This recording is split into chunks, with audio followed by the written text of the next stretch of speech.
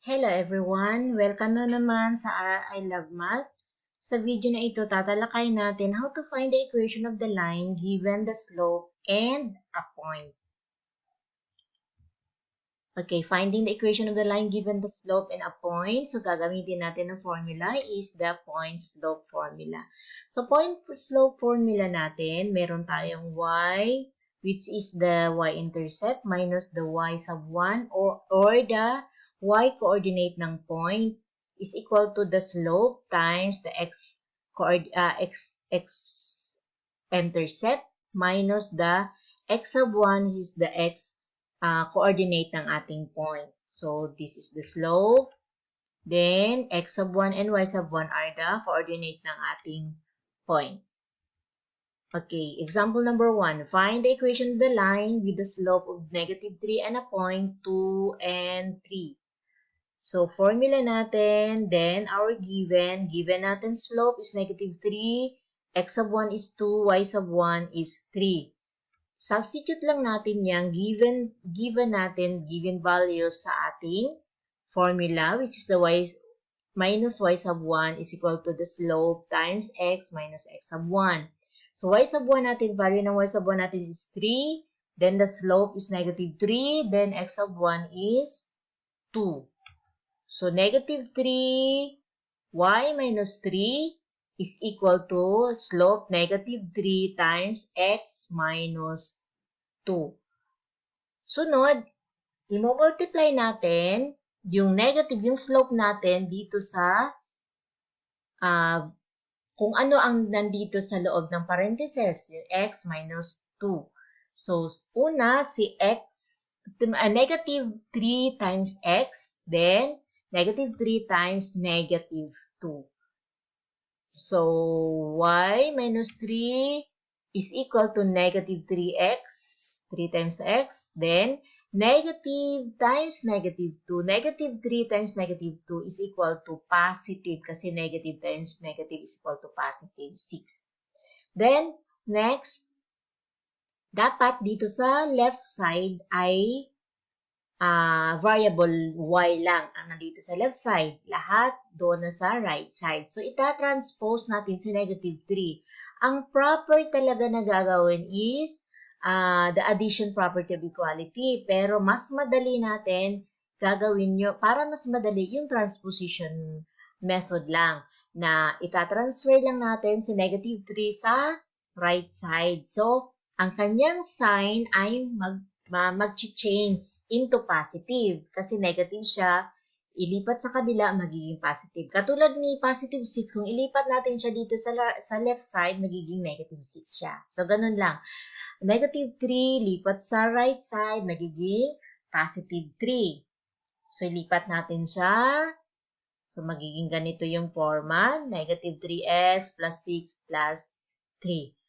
Simplify lang natin. 3 plus 6 plus 3 is equal to 9. So, our equation of the line is y is equal to negative 3x plus 9. Example number 2. Find the equation of the line with the slope of 2 over 7 and passes through the point negative 9 and negative 1. So, formula natin, then the given is slope is 2 over 7, x sub 1, negative 9, y sub 1, negative 1. Substitute the value of the slope and x and y coordinate. So, we have y sub 1 is equal to negative 1, slope is 2 over 7, x sub 1 is negative 9. Then, negative times negative, magiging positive, so magiging y plus 1 siya. Then, negative times negative is magiging positive 9. So, x plus 9 na siya. Then, we will multiply 2 over 7 kay x plus 9. So, unahin natin si 2 over 7 times x, then 2 over 7 times 9. So, magiging y plus 1, 2 over 7 times x is 2 over 7x. Then, 2 over 7 times 9, magiging ang 9 over 1. So, 2 times 9 is equal to 18. Then 7 times 1 is equal to 7. So, y plus 1 is equal to 2 over 7x plus 18 over 7. Lilipat na naman natin si positive 1 sa right side. So, magiging negative 1 siya. So, magiging y is equal to 2 over 7x plus 18 over 7 minus 1. So, subtracting fractions, 1, magiging ipa-fraction din natin. So, magiging 1 over 1 siya. So, ang least common denominator nila ay si 7. So, 7 divided by 7 is 1 times 18 is 18. Minus, ito na naman si 1, over 1 siya. So, 7 divided by 1 is equal to 7. Times 1 is equal to 7. So, magiging 18 minus 7 all over 7.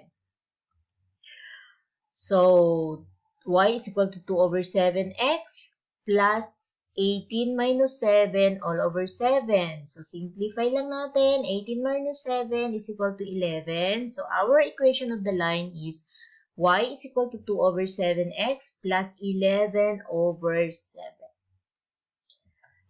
Example number 3. Find the equation of the line with a slope of 5 over 8 and passes through the point negative 2 and 4. So our equation, formula, then the given slope is 5 over 8, x sub 1, negative 2, y sub 1 is 4. Substitute this to our formula.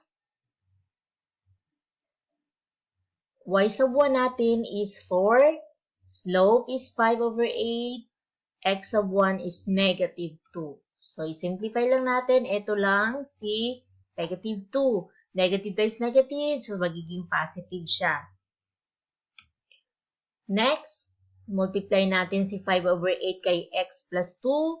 So, sa distributive property of equality, si 5 over 8 times x, then 5 over 8 times 2.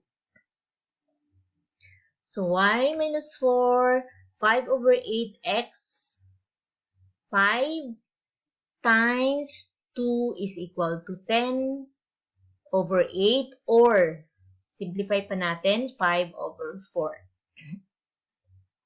So, next, lipat natin si negative 4 sa kabila para si y na lang ang matitira sa left side.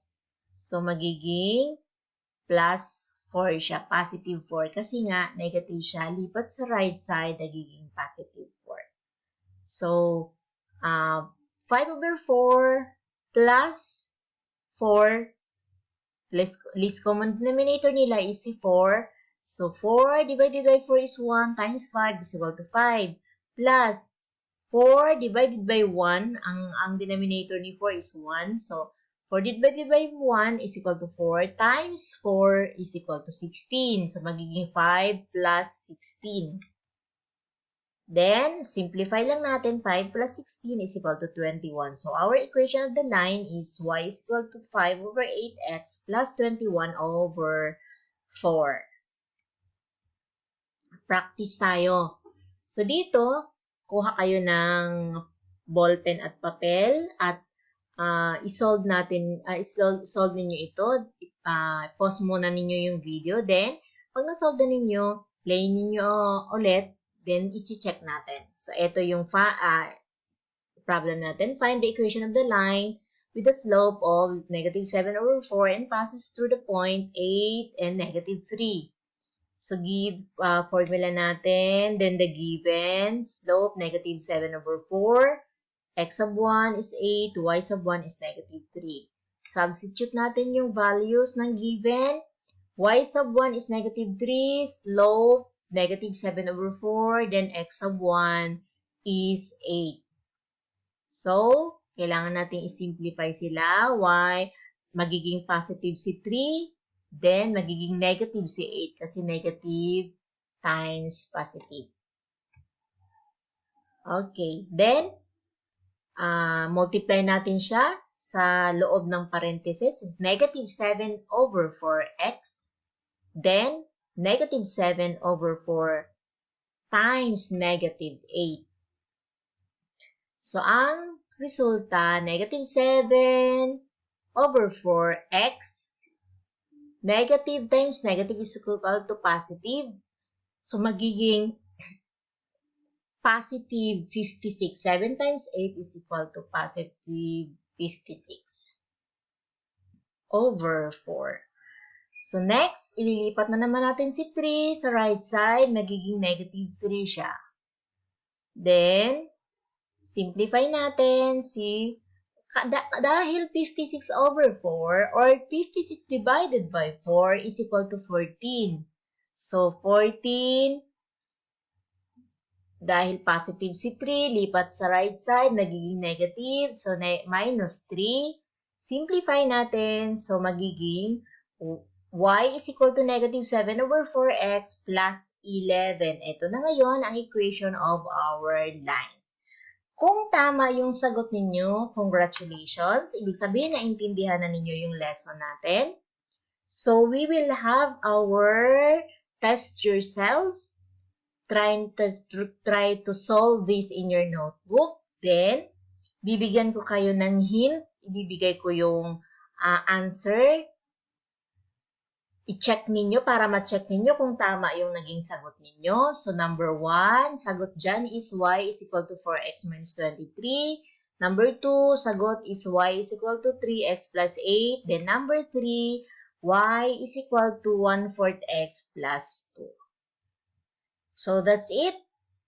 Natapos na naman tayo sa another lesson natin. So, thank you for watching. Don't forget to subscribe and click notification bell para ma-notify kayo sa mga susunod pang mga video na gagawin ko. Thank you and bye-bye!